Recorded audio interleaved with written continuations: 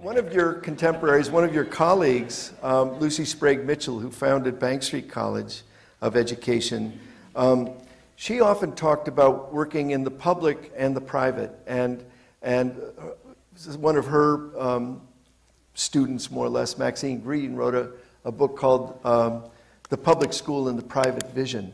And I wonder if you could say a word about public-private. It's something I think that we in this room think about and worry about. The way Mitchell put it is he said, I work in schools like Little Red Schoolhouse to develop my vision. And I work in the schools in Harlem because that's where the masses of kids are. And I try to do both. I try to work to develop my ideas and to experiment, and I try to have an impact on the larger society. Maybe you could say a word about the public and the private. When you mentioned Lucy Sprague Mitchell, I thought I have a daughter named Lucy. And then I thought of Jane Addams. I have a daughter named Jane. No coincidence. It's not a coincidence. These two women, as well as Ella Flagg Young, don't have a daughter named Ella, it had a big impact on me and my career and my views and so forth. And you were involved in Hull House, right? Yes, I was. Yeah. I was on the board of Hull House, and through that work, I think my consciousness and appreciation for the urban situation, immigrant populations, and so on was greatly expanded.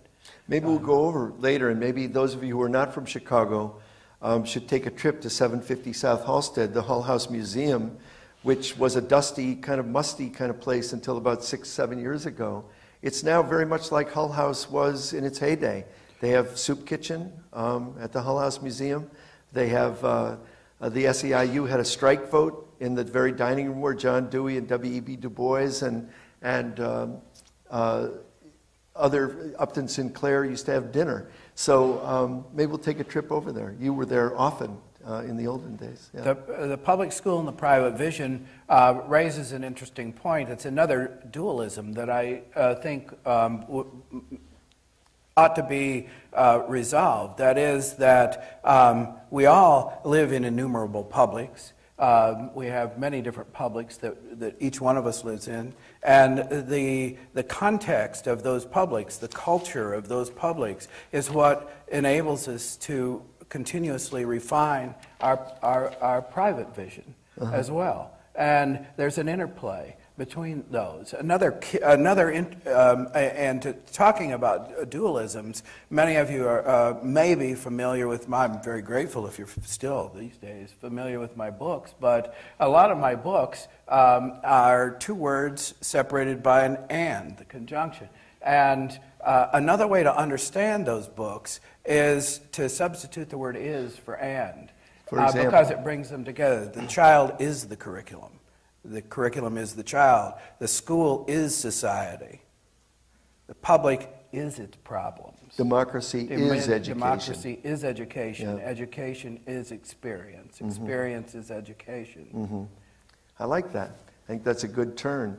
You talk a lot about democracy, and it's clear that you mean a kind of participatory, engaged, never-ending,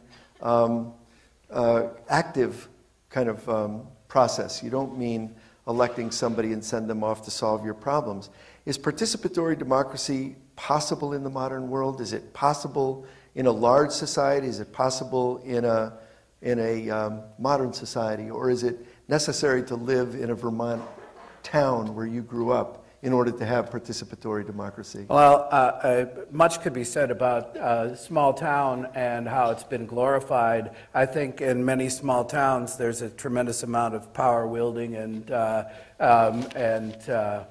oppression too. But to your question, I did an article in 1939 called Creative Democracy, in which I said that the capacity of human beings to seek possibilities of human nature, to try to redefine different possibilities that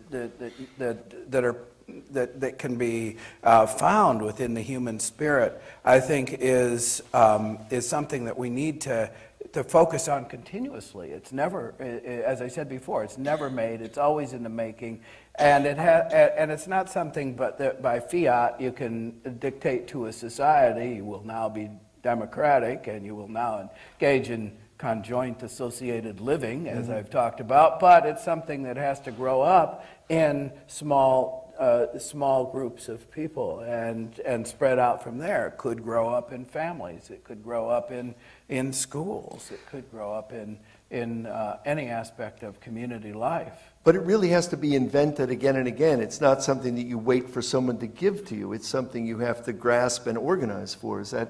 Absolutely. You know, in